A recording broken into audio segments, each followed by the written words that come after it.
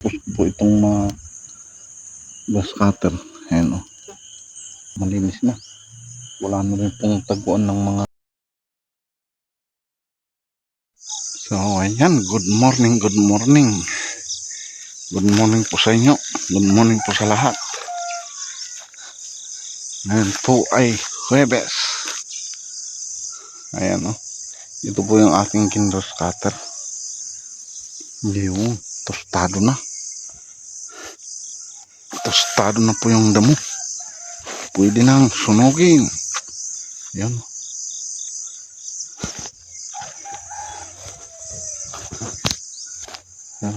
Madamo na naman po ito. Hindi natin kaya ang trabaho. Nako. Ay nako. Paano na yan? Ito po yung mga sitaw-taw. Ito yung ating lemongrass. Ayan. Grabing kakapal. Makapal na. Ayan. Yung. Ayan o yung sitaw. Ayan. Mataas. Malaki na agad. Pwede nang i-harvest kaya lang may inuod. Pero okay lang na inuod. Mas masarap yun kaysa yung napakain ng maraming spray. Ayan o. Ayan yung ating mga sitaw. Sitaw. Taw. So ito, madamo. Kailangan ko ng grass cutter. Yun. Saka ito. Gumulang na. Talagang gumulang na. Ayan o. Daming mapipitas na sitaw ngayon. Gumulang na yung ibang talong. Tulad po nito. Iyon. Nasubraan na yata.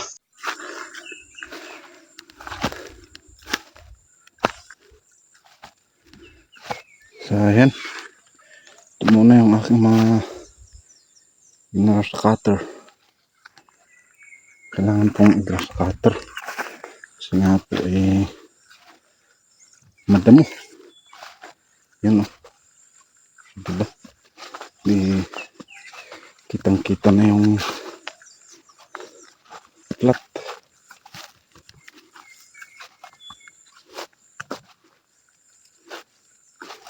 Yan.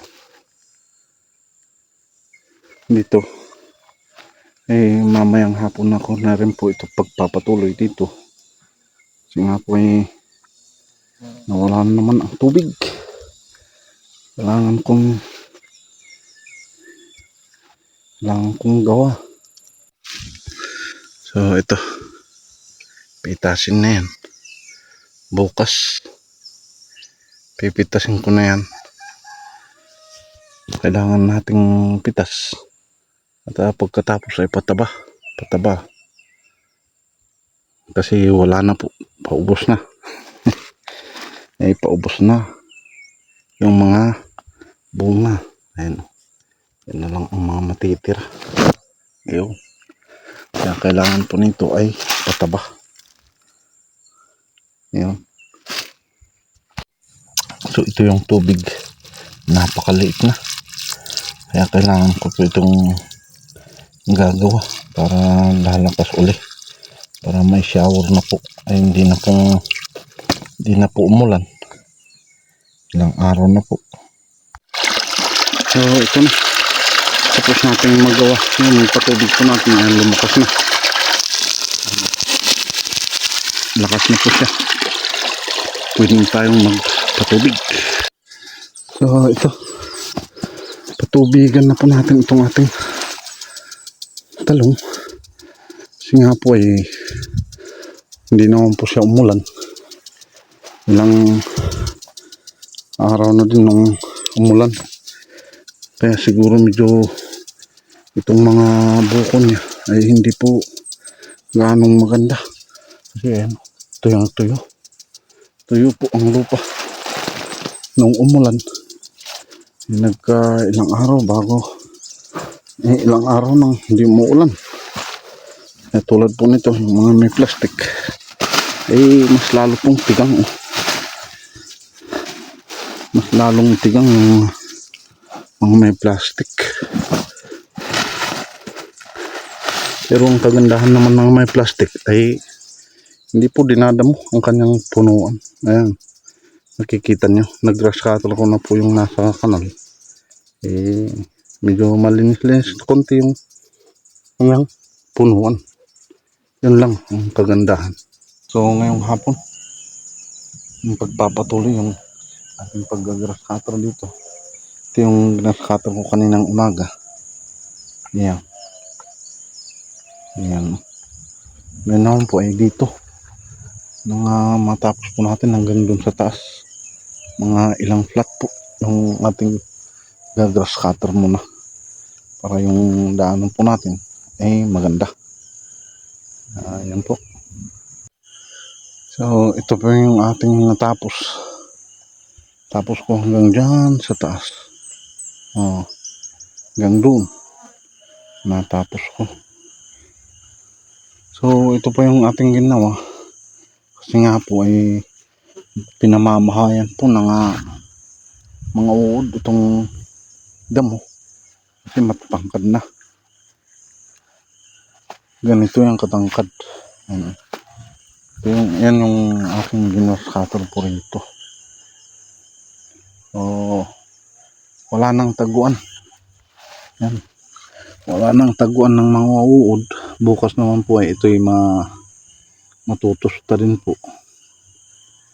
Wala na pong pagtataguan ng mga uod.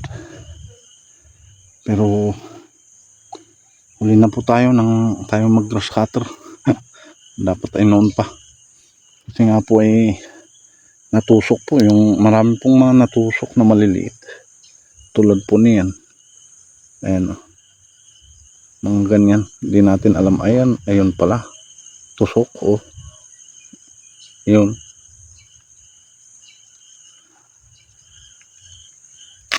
Ayun o.